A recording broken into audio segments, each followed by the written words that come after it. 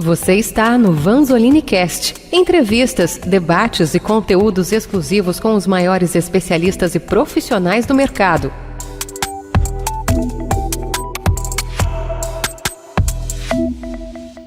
Olá, seja bem-vindo ao Vanzolini Cast. Eu sou o Jacques, gerente de educação da Fundação Vanzolini, e no episódio de hoje nós vamos falar sobre inteligência artificial, as ferramentas, as oportunidades, a aplicação no mundo do trabalho e também na nossa vida pessoal.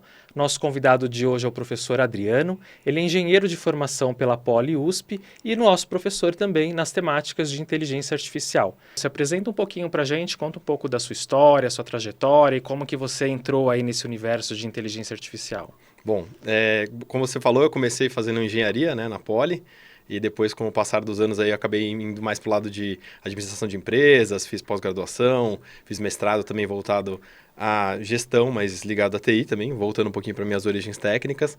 Mas, assim, passei por várias indústrias, comecei ali em banco, em corretora de ações, então na área de finanças, né, que muitos engenheiros acabam indo para a área do mercado financeiro aqui no Brasil, né, em geral, né, mas no Brasil em especial.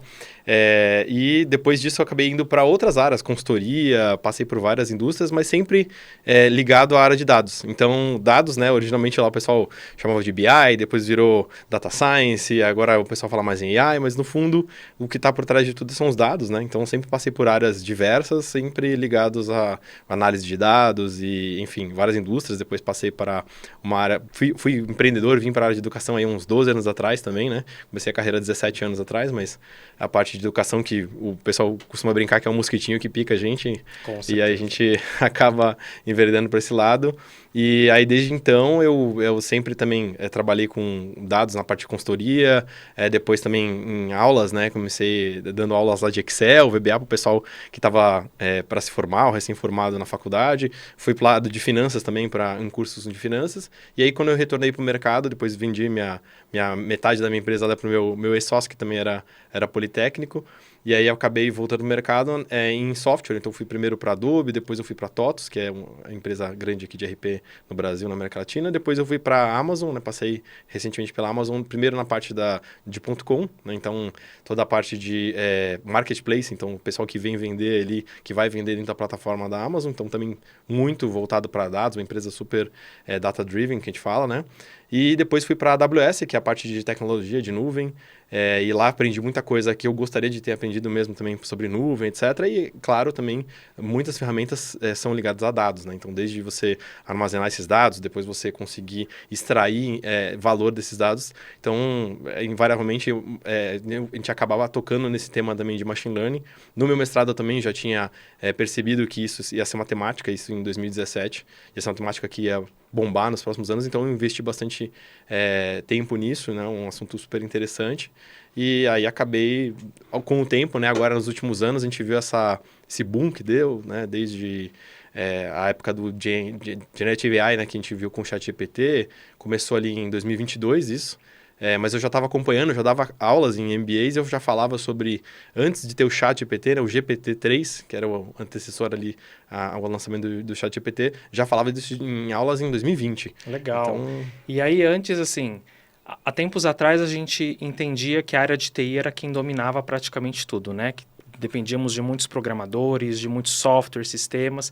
E hoje a gente vem observando que com a inteligência artificial, qualquer pessoa da organização, independente da área que esteja trabalhando, se ela estar apta ali, conhecer um mínimo possível, ela consegue desenvolver muita coisa legal para a produtividade, para gerar inovação dentro da empresa.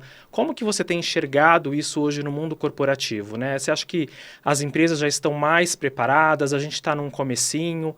Como que isso tem sido, né, com a utilização das ferramentas aí para a gente poder otimizar os nossos negócios dentro das empresas? Não, muito legal esse ponto que você trouxe, Jacques, porque, de fato, a TI antes era uma coisa muito concentrada, né? Era um departamento, vamos dizer assim, né? Então tinha essa visão departamental do negócio, né? Então, da TI via desde, sei lá, mexer com a impressora, colocar o computador para funcionar, setar lá os usuários, o e-mail da pessoa, né? Os acessos todos que ela tem ali, as ferramentas, né? E passava por essa área também de dados, que claramente sempre teve vamos dizer assim, né? O background, o backup esse back-office, né? Que seria a TI que fazia esse meio de campo, então desde armazenar esses dados ali em bancos de dados, enfim, disponibilizar essas informações e até para gerar reportes. Então, antigamente isso era muito uma responsabilidade de TI. E com o passar dos anos, a gente tem visto nas empresas mais modernas, isso democratizou, isso é uma coisa que é proposital, porque eles perceberam que com o passar do tempo que quem estava ali na linha de frente de cada área, né? Então, o conhecimento que aquelas pessoas tinham, por exemplo, numa área de marketing, numa área de RH, numa área de operações, que seja, ter esse conhecimento do negócio era essencial. E aí também ter o conhecimento de dados. Então, toda a área, né, numas empresas mais modernas, a gente vê isso, né? Toda área tem ali um especialista de dados, ou uma pessoa que é um analista de dados, ou um data scientist até mesmo, né? Que está ali na linha de frente e conhece também do negócio. Não adianta só conhecer das ferramentas de dados. Então, isso tem sido democratizado de uma certa forma. E aí, é claro, essas ferramentas que a gente tem visto aí, que você comentou, vamos dizer assim, surfaram essa onda, né? Aproveitaram que as pessoas já estavam se interessando, as empresas já estavam começando a utilizar mais, e eles abriram para o público em geral, e aí aproveitaram essa caminhada, que vamos dizer assim, que as empresas já estavam indo em direção aos dados para também democratizar a AI, né? Legal.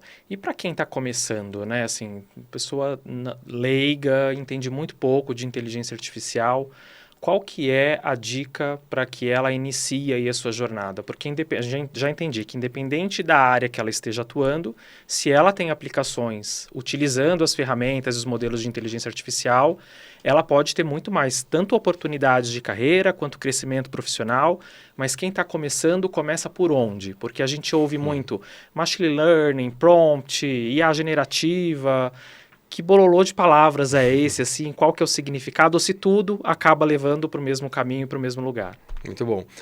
Na verdade, assim, o que a aplicação da IA generativa em específico foi que deu esse boom, né, com a vinda do ChatGPT em 2022, no final de 2022, o que mudou, na verdade, é que ficou mais fácil das pessoas começarem. Antes, se você falasse em AI, era uma coisa de cientista, do pessoal que estava lá na academia pesquisando, era uma coisa de estatística. Na NASA, né? Tá muito longe, fora da minha realidade. Exatamente, era uma coisa assim para empresas gigantescas, era uma coisa muito difícil de fazer, de implementar, e hoje ficou muito mais fácil. Então, um dos intuitos, né, inclusive da OpenAI, quando ela lançou o ChatGPT, era justamente democratizar de alguma forma. Então, vamos dizer assim, ficar mais fácil das pessoas se familiarizarem, né, uma interface que era mais fácil de usar. Como eu te disse, eu já falava desde 2020, mas o pessoal ainda não tinha muito essa noção, porque era, vamos dizer assim, uma versão beta, que tinha que acessar programaticamente, usando APIs, etc.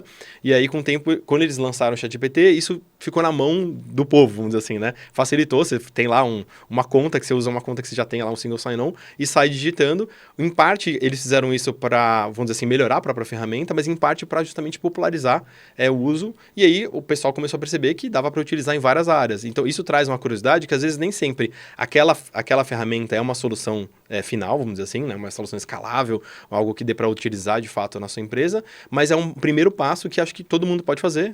Pega uma conta gratuita aí, tem vários, hoje em dia tem vários players, né? Tem o ChatGPT que a gente fala, mas tem Gemini, tem da Amazon Nova, tem o Claude, tem, se você entrar, tem até um site que chama There's an AI for that, né? Tipo, você vai lá, procura, tem uma série de AIs para tudo que é coisa, né? Então, pessoal, ele indica o que é melhor para o momento que você está precisando. Melhor que para você estiver utilizando. Mas em formato de chat, a gente vê que tem todas as ferramentas. Tem o Copilot lá da própria Microsoft, que também é uma implementação ali nas ferramentas do Office que o pessoal já está mais acostumado a utilizar, né?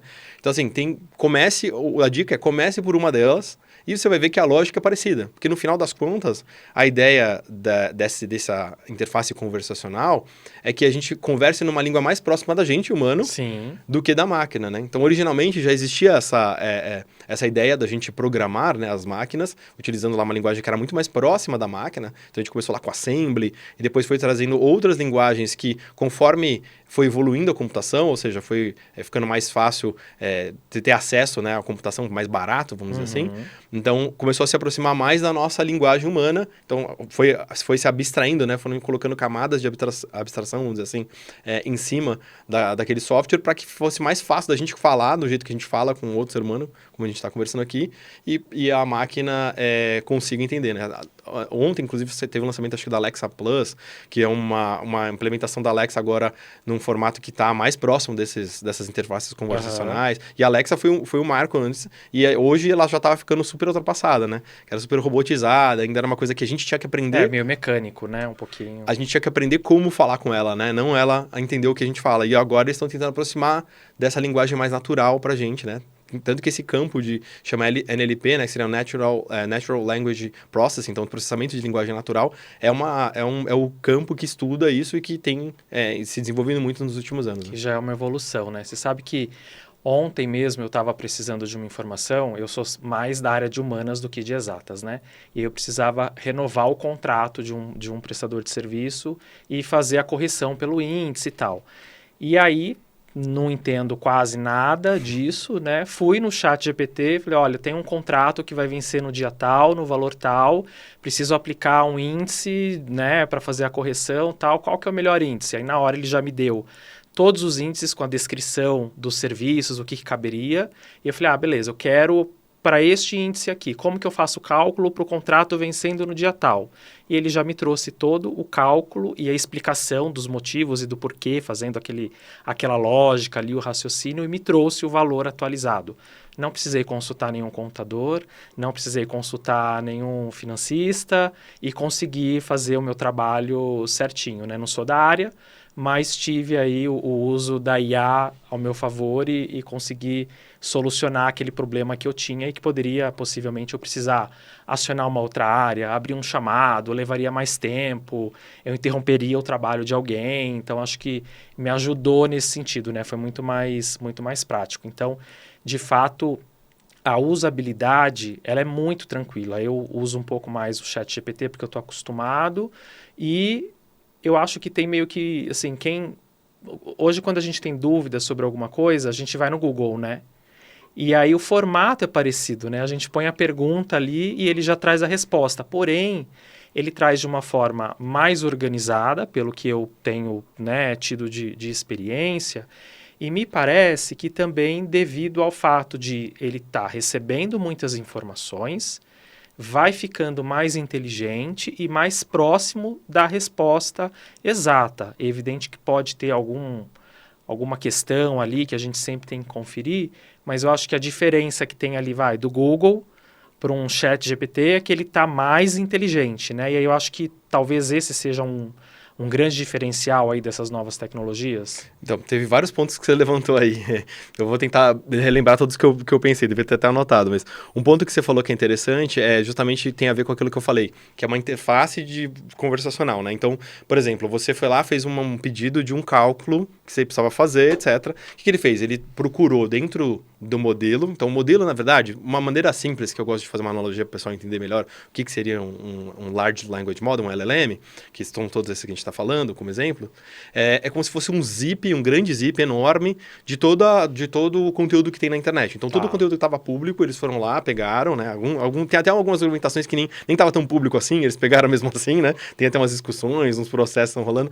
Mas a gente vai falar daqui a pouco sobre ética. Isso também, exatamente. O IA com ética.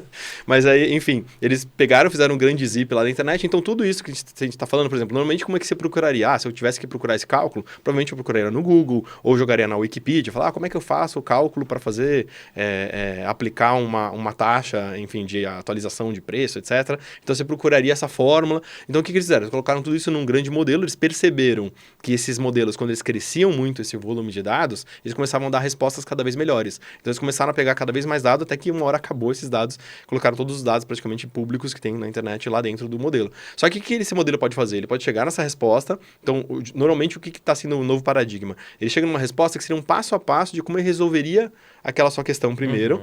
E ele faz vamos dizer assim, um meta-pensamento em cima daquela resposta. Então, assim, olha, eu quebraria esse problema do JAX deixa eu procurar a fórmula para fazer essa atualização. Quais são os índices utilizados no Brasil? Então, ele vai quebrando essa lógica, supondo que seria uma lógica que ele faria, e aí ele vai atrás dessas informações, por exemplo, na internet, para pegar essa informação mais atualizada, porque, de repente, essa taxa, se você fosse colocar lá um IPCA ou uma outra taxa qualquer que você queira utilizar, vai ter um valor valor nesse tempo, nesses últimos 12 meses, ou no tempo que você queira fazer aquela atualização. Então ele vai procurar essas informações, vai pegar esses pedacinhos e de repente ele vai pegar isso e vai colocar num Python, algum engine que vai fazer aquele cálculo para ele. Então, na verdade, a parte de texto virou mais a interface e um pouco, vamos dizer assim, a quebra do raciocínio. Mas quem vai fazer realmente aquele cálculo não vai ser o texto, né? Porque aquilo é um gerador de texto, né? Então ele vai fazer o quê? Ele vai delegar isso, vamos dizer assim, para uma outra peça. A gente que é usuário, não é claro não isso, percebe, né? E também... Não é claro, porque eles fazem de um jeito, né, que tá ali uma caixa preta.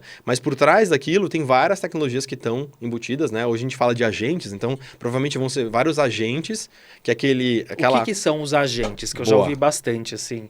Ah, tem os agentes, tem mais esse, aquele. O que são os agentes? Muito bom. Então, a diferença, por exemplo, do que um LLM, um chat que a gente tem utilizado de um agente, é que o LLM ele vai simplesmente pegar a sua pergunta, então vamos dizer, a versão original do ChatGPT. Você reescrevia lá um texto qualquer, né? Então, geralmente você vai perguntar lá, qual é a Melhore capital? esse texto para mim. Exato. Faça um resumo dessa reunião aqui, né? Então, o que ele vai fazer? Ele vai pegar aquele seu input e ele vai, literalmente, ele vai ver quais são as próximas palavras mais prováveis. Na verdade, não são palavras, eles usam tecnicamente tokens, são pedaços de palavras, exatamente a palavra. Sei lá, 1000 tokens é mais ou menos 750 palavras. É mais ou menos esse ratio aí, essa proporção, tá? Mas aí, basicamente, ele vai chutando, né? Ele vai chegando na próxima palavra mais provável, né? Então, dado aquele corpo todo de texto que você gerou, que você escreveu, ele vai colocando. Aí, por exemplo, você fala assim, será que ele sabe que eu estou fazendo uma pergunta? Ele não julga o que você está falando. Ele simplesmente vai ver qual que é a próxima palavra, o próximo token mais provável. Depois de uma pergunta, geralmente vai vir uma resposta, né? Certo. Então, tanto que você pode reparar que se você não colocar nenhum ponto de interrogação no final, ele mesmo assim ele te responde. Porque, na verdade, ele está vendo ali, começa com a palavra qual, quando, onde. Então, ele já sabe que aquilo provavelmente vai vir uma resposta depois daquilo, né? Em todos os textos que tinham na internet, viria uma resposta. Então, ele vai te responder com aquelas palavras, vamos dizer assim, e vai formar uma resposta para você. Só que o que eles fizeram além disso, né? O agente seria você utilizar isso daí como se fosse o seu front-end, então a interface conversacional, mas o que eles estão fazendo no agente? Eles estão colocando também outras ferramentas penduradas. Então o agente, ele tem essa capacidade de avaliar o que a pessoa está falando, né? Então essa interface conversacional, mas além disso ele tem outras ferramentas por trás. Então ele tem na mão dele o poder de, por exemplo, acionar a internet. Então ele pode ir lá e acessar a internet. Por que ele acionaria a internet? Porque o modelo ele tem um conhecimento que ele é estanque no tempo. Então, por exemplo, quando a gente começou o ChatGPT, ele falava assim, esse modelo foi treinado com dados até 2021, sei lá, não lembro exatamente a data, mas era até X data. Aí eles lançaram uma nova versão, esse novo foi lançado até 2023, uma data tal. Então eles tem um corte, o modelo ele é treinado, né, você gastam lá milhões, bilhões de dólares às vezes para treinar, com aquele volume enorme de dados, só que ele tem um tempo que ele para. Então essa é uma das limitações. Como eles fizeram para fazer isso? Criaram um agente que ele pode acessar a internet em tempo real e buscar ou novas fontes, não precisa ser internet necessariamente, mas novas fontes que ele tenha lá de dados e, vamos dizer, atualizar. Porque se você perguntasse no começo do ChatGPT, quem que ganhou ontem um jogo entre Corinthians e Palmeiras? Qual foi o resultado que fez o gol? Ele ia inventar uma groselha ali qualquer, mas ele não ia te dar uma resposta verdadeira. Hoje ele vai fazer o quê? Ele vai acionar um agente que acessa a internet. Então, você pode dar ferramentas, por exemplo, um agente dentro de uma empresa, ele poderia acessar o CRM e buscar os dados do seu cliente. Você fala, o cliente tal, qual que é o endereço dele, qual que é o telefone dele, ou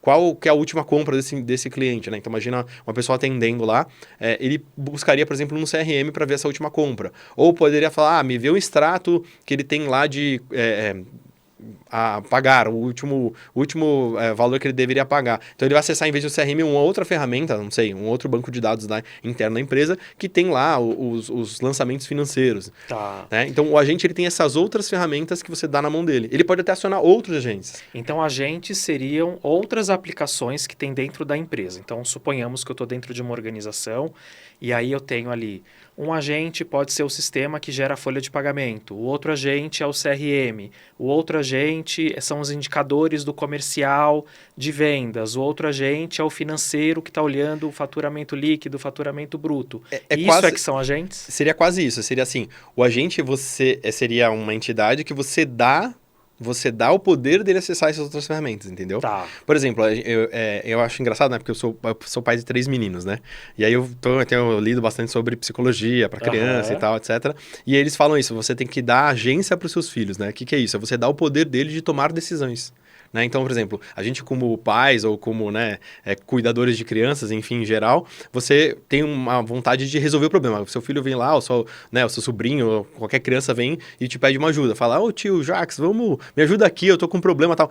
Seu primeiro instinto é o quê? Ir lá e resolver o problema. Sim. Ou seu primeiro instinto é ir lá e querer dar uma solução pra criança. Não, faz desse jeito. Não, ó, eu se fosse você faria assim.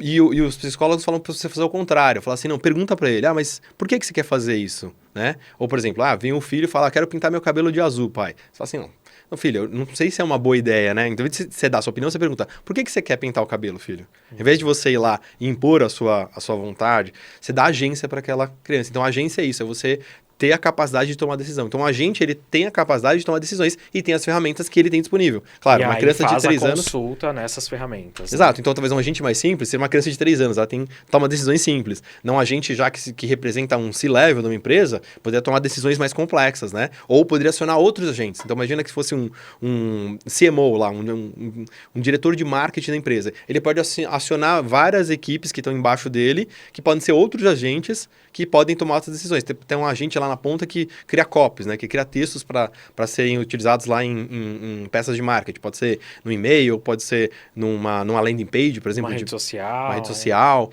Então, aí pode ter um agente que é só para rede social X, outro para Y. E aí isso daí pode ser tudo orquestrado por esses outros agentes. Então, você pode ter... Por isso que hoje em dia, nesse ano, falam-se muito de multi-agentes, que seria isso. Você pegar um expert em cada área. Também tem se falado muito em AI vertical, que é você ter uma AI especializada em cada uma das tarefas, vamos dizer assim, que a empresa faria, ou em cada uma das áreas da empresa, né? O Satya Nadella, que é o CEO atual lá da Microsoft, ele pegaram, né, um trecho muito famoso de um podcast dele, que ele fala sobre isso, que dos anos 2010 para frente, mais ou menos, teve uma verticalização do SaaS, né? Então, o SaaS, então, todas essas ferramentas que a gente falou de CRM, ERPs, etc., houve um movimento de verticalização, ou seja, especializado em finanças, o outro especializado, sei lá, em RH, outro especializado numa indústria específica, sei lá, por exemplo, a indústria de bancos, né, financeira, a indústria manufatura, enfim, a agro, né? Você pode ter várias verticalizações desses softwares como serviços, o SaaS, né? E aí ele diz que agora vai acontecer a mesma coisa com AI. A gente vai ter uma AI especializada em cada coisa, essa é a visão dele, eu concordo com ele, né? E aí vai ter, de repente, um desses grandes modelos orquestrando as demandas. Então, você faz uma demanda lá, que nem você fez, eu quero saber como é que eu faço uma atualização financeira. Vai jogar para o robô lá, para um agente que é bom em fazer esse cálculo. Agora eu quero gerar um texto aqui que eu vou escrever sei lá, vou dar uma palestra. Revisa meu texto. Então, ele vai jogar para um outro LLM que é especializado em textos para grandes públicos, sei lá. Você pode ir especializando. Então, no fundo, o que está por trás dessas ferramentas que a gente usa no dia a dia, ChatGPT da vida, eles já estão fazendo isso, sem a gente perceber. Entendi, perfeito. E aí, agora, entrando no mundo corporativo, você tem um exemplo de um case que seja bem bacana com o uso de inteligência artificial e que, de repente, foi algo disruptivo dentro da empresa, alguma coisa que tem aí na memória? Tem muitos casos. Então, por exemplo, tem desde casos, por exemplo, vou te dar alguns exemplos, tá? Indústria de varejo online. Então, por exemplo, uma ferramenta que a própria Amazon criou, por exemplo, para os clientes poderem... na parte de marketplace lá que eu falei pra você. Então, o cara vai cadastrar novos produtos. Ele não sabe como descrever muito bem aquele produto. Então, você vai lá e coloca, olha, me traz uma descrição desse produto aqui que eu tô cadastrando. E aí ele traz lá uma descrição bem mais detalhada, porque ele já tem um banco de informação ali sobre aquele tipo de produto, por exemplo. Ou ele fala assim, olha, eu tenho uma imagem aqui, uma foto de fundo branco desse produto. Eles perceberam que o produto inserido dentro de um contexto vende mais. Então, o que fizeram? Fizeram uma IA generativa que pega o produto e bota, sei lá, um protetor solar, né? O pessoal que tá...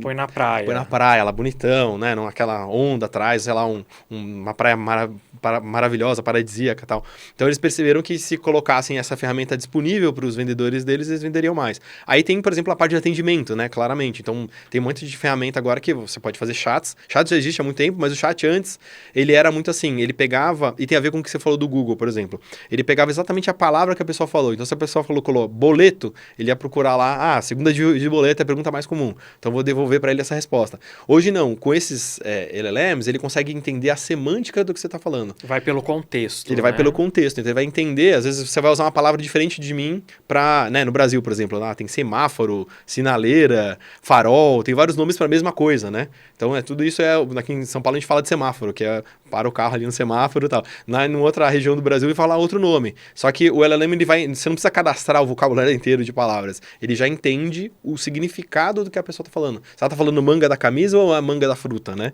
Então, ela vai conseguir entender essas nuances, vamos dizer, essas diferenças, e aí fica muito melhor para um chat. Então, por isso que interfaces conversacionais, mesmo que seja por voz, agora eles estão evoluindo para isso, estão usando bastante. Então, o cliente vem, faz uma pergunta, ele já consegue pegar e encaminhar esse cliente para a necessidade que ele tem. Por isso que ele vai ser um agente. Porque ele vai ter alguns poderes de, eu posso gerar um boleto, tem uns agentes que estão fazendo agora que você consegue fazer transferências. Tem um banco lá, novo, de AI, baseado em AI, que você fala com ele pelo WhatsApp, fala, transfere R$100 pro Jax aqui que eu tô almoçando com ele, preciso pagar para ele R$100.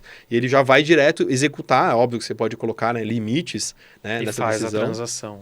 Ele faz essa transação. Legal. E esse exemplo que você deu, né, do protetor solar, por exemplo, o profissional de marketing utilizou essa funcionalidade. Ele não precisou contratar uma agência, ele não precisou ir até a praia, ele não precisou criar um cenário, ele economizou muito, fez toda a produção da sua foto, né, conforme a experiência do cliente determina o que vende, o que não vende, o que vende mais, o que vende menos, gerou muita economia para a organização, gerou tempo para o trabalho dele, para ele poder trabalhar com outras atividades e focar de fato no que é mais necessário. E aí ele acaba tendo várias outras oportunidades, possibilidades. E aí a gente entra num outro tópico que também é bastante importante e precisa ser discutido, que está relacionado à ética, né? O uso da inteligência artificial versus a ética. Não só a ética da própria ferramenta de trabalhar com informações que foram ou não permitidas, autorizadas, mas também a ética do próprio profissional que está utilizando. Né?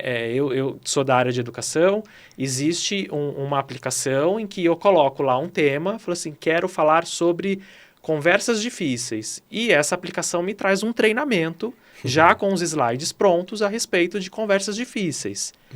Mas sempre vale a checagem da fonte, o que é, se está realmente certo, né? Porque a gente pode ter aí, às vezes, sem a gente perceber, a gente está desvirtuando e indo para um caminho um pouco mais equivocado, né? Você quer contar um pouquinho mais sobre isso? E se tiver alguma experiência relacionada a isso, acho que é legal compartilhar. Legal. Então, você citou essa parte de ética na utilização, né, dos dados para treinar esses modelos, por exemplo. Então, tem várias questões, tá? Então, por exemplo, já há muito tempo, antes do GenAI ficar na moda, já se discutia, por exemplo, tem um livro muito bom que chama Atlas of AI, né? Então, a autora, ela fala muito sobre isso, às vezes até de uso, por exemplo, você já deve ter ouvido, talvez, umas pessoas aqui no Brasil falando, nossa, eu vou lá vender minha íris, pagam R$800. Sim, né? Muita vou vender gente não sei o que vendeu. lá, eu vou fazer... Porque o que acontece? Eles estão, entre aspas, pagando, né, legalmente para ter acesso a esse dado, mas assim, muito dos dados não foi pago e o pessoal pegou lá da internet, né, puxou, tem até umas questões ali que a própria OpenAI estava sofrendo algum tipo de processo ali da New York Times, de algumas grandes editoras de livro, falando que eles pegaram esses livros sem autorização e você coloca lá, o pessoal, alguns produtores, por exemplo, de conteúdo no YouTube, falando que o Google, né, pegou no Gemini, para treinar o Gemini, pegou ali transcrições de vídeos e falou, pô, tá saindo exatamente a minha fala do vídeo tal ali, exatamente. Então tem um pessoal pegando esses caras no pulo, vamos dizer assim, e tem uma discussão muito grande em relação a isso, justamente por vamos dizer assim, uma questão geopolítica, né, né, é claro que tem dois grandes eixos hoje, a Guerra Fria que hoje acontece não é entre a União Soviética e os Estados Unidos, é entre os Estados Unidos e a China, né, então tem muita essa questão de falar, nossa, mas a China pega o dado de todo mundo, não sei o que, e usa, etc, e não pede para ninguém autorização, mas justamente com a eleição do Trump, houve um grande movimento da indústria de tecnologia, né, americana que era contra, vamos dizer assim, o governo Trump em outras eleições, e nessa eleição, vamos dizer assim, eles debandaram, entre aspas, pro lado do Trump, porque o lado do Biden dizia que não, a gente vai fazer uma AI do governo, a gente vai controlar isso, porque a gente tem que segurar justamente por questões éticas,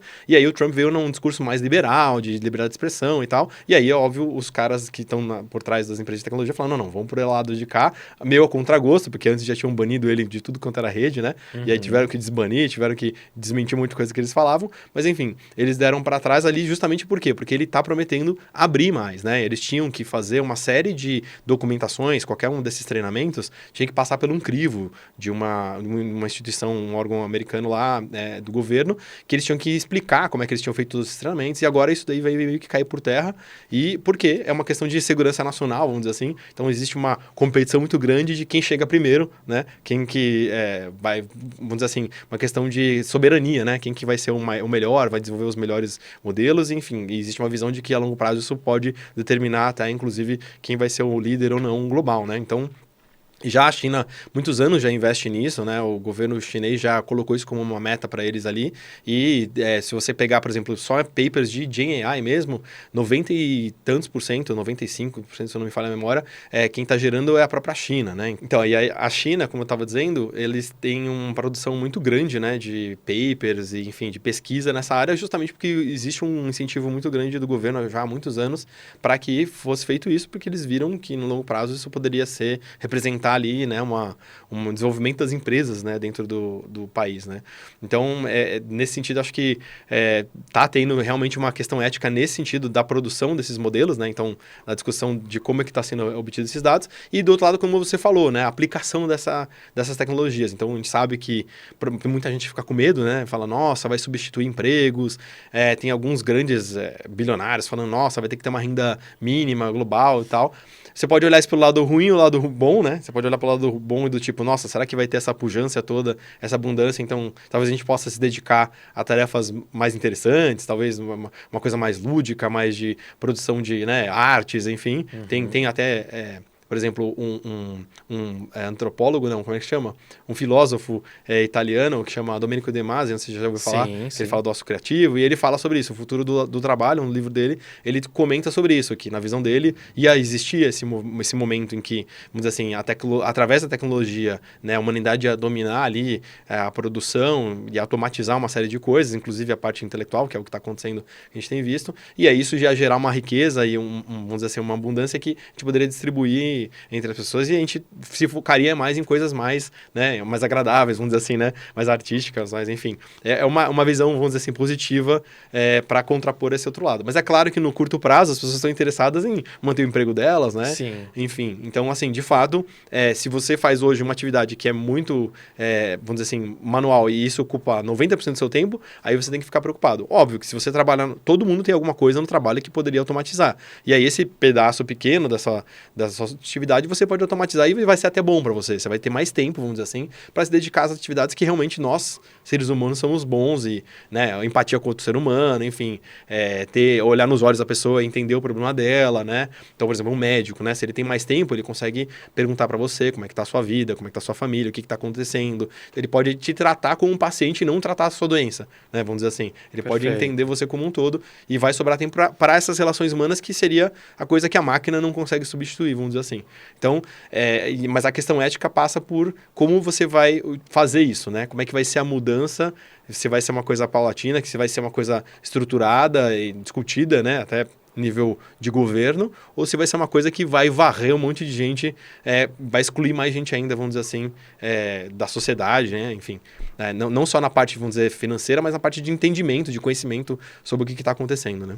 Ótimo. E aí, agora que a gente entendeu sobre um conceito de inteligência artificial, falamos um pouco de agentes, de aplicações, de ferramentas, quem tem interesse, que existe alguma habilidade, alguma competência que é necessária, ou se, poxa, eu não tenho, como que eu desenvolvo isso para eu começar a utilizar na minha rotina a inteligência artificial? Boa. Bom, hoje em dia a gente vive uma época, na verdade, que eu diria que é única, assim, na história da humanidade, que a gente tem um acesso muito grande, né? Então, sei lá, mesmo que a pessoa não tenha um computador, por exemplo, no Brasil, tem mais celular do que pessoas, exato, né? A gente tem quase 2 aparelhos, né, por pessoa. Então, assim, é um negócio, é uma loucura. Então, a gente tem um acesso hoje, é claro, né? A gente tem que entender que mais do que nunca, você tem um repertório, então, ou seja, você tem uma base, é muito importante, né? Então, a gente até como país deveria pensar mais seriamente sobre isso, porque se a pessoa não tem uma base onde você vai estabelecendo, é como uma pirâmide, né, o conhecimento. Se você não tem uma base sólida em que você consegue, vamos dizer assim, encaixar as próximas peças, né, de abstração de conhecimento, enfim, de visão de mundo, etc., fica mais difícil, né? Então, realmente, uma pessoa que não tem uma oportunidade de ter um repertório um pouco maior, ou de repente, conhecer outras culturas, outras línguas, né, conseguir falar além do português, de repente, inglês, que é uma língua de negócios, um espanhol, que aqui na América Latina a gente tem muitos países aqui, todos os países praticamente, excetuando o Brasil, falam espanhol. Se a pessoa não tem essa base, fica muito difícil dela conseguir. Então, acho que mais do que nunca, ter um repertório. Então, se você está pensando no seu filho, ou se a gente está pensando, né, como sociedade, o mais importante, mais do que nunca, é você ter uma base para que você consiga, em cima dessa base, pendurar novos conhecimentos. E também, uma outra coisa que é importante, Jax, é o senso crítico, né? Então, desenvolver o senso crítico. Você só consegue ter um senso crítico quando você tem uma visão mais ampla, né? Às vezes, isso já deve ter acontecido várias vezes com você também. Às vezes, você está estudando um assunto novo e você fala, meu Deus, como é que eu nunca vi esse assunto na minha vida? Nunca passou por isso, né? Não, aqui na Vanzolini você deve ter isso diretamente. Nossa, existe toda uma indústria. Às vezes você conhece uma empresa e você fala, nossa, essa empresa nunca eu tinha ouvido falar, a pessoa que fundou é bilionária, né? E o quanto que ela é importante até para o nosso dia a dia, né? Às vezes a gente não tem a noção do impacto que isso traz. A gente não tem noção, né? Você vai puxando o novelo e você vai falando, nossa senhora, tem toda uma indústria inteira por trás disso, eu nunca tinha ouvido falar nessa empresa na minha vida, e tem todo um... Então, assim, imagina quanto mais a gente tem de repertório, ainda assim a gente não consegue chegar nesse tipo de informação. Até hoje, né, a gente vê coisas novas no dia a dia. Então, quanto mais a pessoa tiver esse repertório, mais ela vai ter senso crítico de pegar uma resposta dessa, ou alguém que está usando, por exemplo, como a gente falou, de uma maneira não tão ética, criando lá um deepfake, né, tentando roubar uma senha, roubar um dinheiro seu, para você ter um senso crítico e falar, opa, peraí, esse negócio aqui não tá com cara de que é bom, isso aqui parece golpe, né? Esse e-mail aqui... Os golpes do WhatsApp, né? Falando em cibersegurança, 80% dos problemas de segurança em empresas ainda é phishing, que é mandar um e-mail fake, né? Um e-mail que é muito... e cair na isca, né? E aí a generativa ajudou até esses caras também. Então esse cara consegue fazer um e-mail mais bem feito, porque agora não erra mais o texto. Antes ele errava o texto, você pegava no erro de português ou seja a língua que viesse. Agora não, agora ele está acertando até isso. Ele está melhorando, tá fazendo uma imagem que parece mais com o logo real da empresa, por exemplo, né? Então, assim, até para isso eles estão utilizando, então, de uma maneira não ética. Então, até para isso é importante você ter um senso crítico de bater o olho e falar, opa, isso aqui não tá esquisito. Isso tá meio fora do padrão, não é assim. Ou uma imagem que vem um vídeo e você fala, não, peraí, essa pessoa não tá falando isso, não é possível que ela falou isso. Deixa eu pesquisar, que nem você falou, né? Uhum. Deixa eu pesquisar se essa informação tem embasamento, né? Será que realmente isso aconteceu ou não aconteceu? Então, aí quando você vai buscar essas outras informações, aí você mesmo vai procurar pela internet, outros lugares, livros, etc. Opa, não, peraí, isso aí não faz sentido nenhum que esse cara tá falando, né? E aí, se a pessoa não tem base, fica muito fácil de inventar uma história crível, né? Então a pessoa fala, não, peraí, eu nunca ouvi falar nisso, então deve ser, né? E parece aí que é tudo mágico. Golpe, né? Exatamente. Legal. E assim, obviamente é extremamente importante, acho que hoje todo profissional ter um conhecimento básico a respeito de inteligência artificial. Com certeza. Aqui na Vanzolini a gente tem um curso que você é o professor, que é Dominando a Inteligência Artificial, Ferramentas e Aplicações, no que a gente vai ver de uma forma geral o que existe, o que pode ser aplicado no meu dia a dia, como que eu otimizo isso no meu trabalho, como que eu gero mais produtividade, e isso é essencial não só para dentro do trabalho, mas para a nossa vida, para as nossas relações, né? Conta um pouquinho assim do que a gente pode, do que a gente vai acabar vendo nesse curso em relação às ferramentas, às possibilidades, a aplicação de fato de tudo isso, independente, né, de estar dentro do ambiente corporativo, nas relações familiares, mas o que a gente enxerga ali dentro de conteúdos. Legal. A gente, apesar de parecer estranho, né, às vezes o óbvio precisa ser dito, né? Em algumas situações a gente vê muito isso. Né? Fala, nossa, mas essa pessoa está falando uma coisa óbvia. Mas a gente tem que falar o óbvio, às vezes, porque o óbvio pra gente nem sempre é o óbvio pro outro, né? Então, assim, por exemplo, uma coisa que pra mim, eu achava que todo mundo já estava mexendo no ChatGPT da vida, no Gemini, etc. E nem sempre isso é verdade. Tem gente que está usando isso, às vezes, no ambiente familiar, lá tá fazendo uma brincadeira. Deixa eu criar aqui aqui Ou então, por exemplo, com meus filhos lá, eu falo, traga um resumo lá das histórias do Hércules, meu filho gosta do Hércules lá. Então eu peço pra ele resumir a historinha do Hércules, pra eu poder ler pra ele de noite. Não, faça isso com uma criança uma criança de 4 anos, né? Porque às vezes a história é meio violenta, talvez. Então, assim, acredito que muita gente já tá brincando, já tá usando, assim, pra fazer brincadeira, de fazer uma imagem aqui, fazer uma brincadeira, tal, um meme, né? Na internet, o pessoal é super criativo. Mas, assim, talvez o pessoal não esteja utilizando isso nas empresas, né? Então, a provocação que eu faço pro pessoal é, tipo, como é que você utilizaria isso na sua empresa, no seu dia a dia? Como é que você facilita a sua própria vida, talvez, utilizando? Aí, você tem que entender, justamente, das ferramentas, para ver qual que eu posso utilizar, qual que eu não vou estar colocando em risco, de repente, colocar um dado da minha empresa e esse dado ir parar lá na mão, né? Então, talvez para os gestores também isso é importante eles entenderem, né? Independente de você estar fornecendo a ferramenta, o pessoal já está usando, né? Se a gente brinca lá, minha esposa é professora de escola, assim, eu falava para ela, olha, no começo, ela falou assim, Mariana, você tem que começar a utilizar você, os outros professores, para vocês entenderem, porque os alunos já certeza estão usando. Né? Aí minha esposa falou, não, você está superestimando os alunos. Eu falei, não, você que está subestimando eles. Com certeza eles já estão utilizando, vocês que não estão percebendo. E aí, de fato, começou a aparecer lá, vinha o aluno que esquecia de tirar um pedaço lá e vinha um trecho lá que dava na cara que era o ChatGPT. Tinha professores que começaram eu vi, por exemplo, casos de professores de faculdade, que falaram assim, as perguntas o pessoal já vai jogar lá e eles percebiam que era sempre mais ou menos a mesma resposta que vinha. Então, assim, vou fazer o seguinte, eu dou as perguntas, eu já coloco no ChatGPT, vejo a resposta, coloco embaixo, olha, essa é a resposta que o ChatGPT me deu. Como é que você comenta isso aqui? De uma forma diferente, Você concorda, discorda? Como é que você acrescentaria mais alguma coisa? Então, a provocação que eu quero deixar é que, assim, os gestores, as pessoas, os pais, enfim, quem seja, os educadores, eles precisam entender que as pessoas vão começar a utilizar e já estão utilizando. Como é que vai fazer isso de uma forma segura, que garante que os dados não vão ser vazados, que a pessoa realmente está aprendendo, está criando um senso crítico, de repente, né? Não só a criança, mas talvez dentro do contexto de trabalho, como é que os funcionários da empresa também criam esse senso crítico? Como é que eles automatizam? Porque se você, que nem a gente falou logo no comecinho, né, se você deixa tudo na mão da TI, tinha um gargalo ali, claro que era a TI. Hoje a TI tem um papel muito mais de instruir as pessoas, de disponibilizar as ferramentas para que cada área consiga aplicar, porque cada área vai ter um conhecimento de causa, vai ter a gente fala skin the game, vai ter a pele ali no jogo e vai entender qual é a necessidade deles ali naquele momento. Então, eu acho que é importante, como gestores ou como pais, ou seja lá o que for, como é que a gente bota essa ferramenta na mão, né, desse aluno ou desse funcionário e essa pessoa realmente aproveita aquilo para o benefício da própria empresa, né?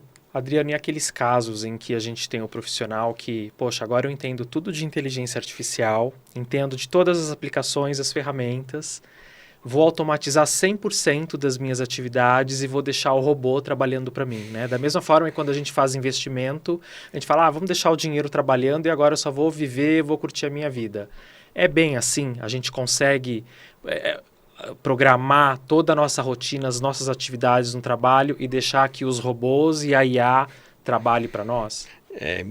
A indústria, né, de tecnologia, eles são pródigos em sempre criar uma nova onda de hype, né, para navegar em cima, é óbvio, ganhar dinheiro em cima disso. Então, isso daí que a gente está vivendo com a AI é uma coisa que também já viu em outras. A gente falava de agilidade, falava de inovação, projetos. Então, tiveram várias ondas, vamos dizer assim, do pessoal tentando, né, vender que pega o martelo que é martelar tudo, né? Sim. Tudo virou prego, né? Que para quem tem o martelo, tudo é prego, né?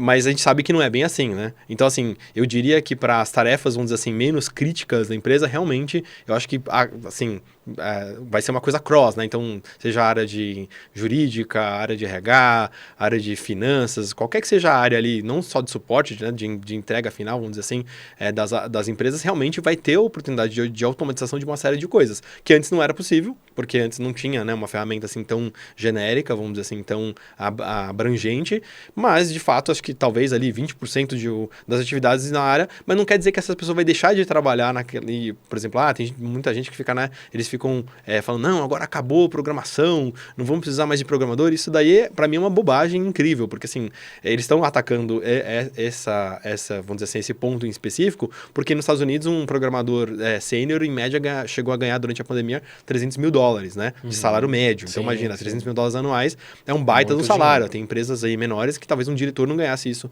mesmo lá nos Estados Unidos, né? Então, eles começaram a atacar, obviamente, e teve lá todas aquelas ondas de layoffs. Na minha visão, foi uma questão estratégica das empresas, falam, vamos mandar um monte de gente embora, o cara ganhava 300 mil, e agora ele tem aqui uma licença, vamos dizer assim, atrelada está conectado numa empresa, ele vai aceitar um salário talvez de 200 mil, 150 mil, né? E a mesma coisa estão fazendo agora, estão tentando automatizar o máximo desses processos, que de fato tem uma parte que é automatizável, mas se você pegar, por exemplo, um programador sênior, talvez um bom programador sênior, ele deveria estar 10% do tempo dele escrevendo mesmo o código. Os outros 90% do tempo ele está pensando em como é que ele vai fazer uma arquitetura bem feita para o software, como é que ele vai treinar os novos funcionários que estão entrando, então os colegas dele que são lá júniors e plenos, né? Revisando o código para garantir que não tem uma... Então, assim, no fundo, é um sonho lá de verão, né? Desses claro, que estão ganhando muito dinheiro com essa brincadeira, mas eu acredito que nem tudo vai ser automatizado. E vai ter algumas tarefas, assim, que você pode até automatizar, mas mesmo assim, a gente costuma dizer que tem que ter um human in the loop, né? Que é ter algum ser humano no final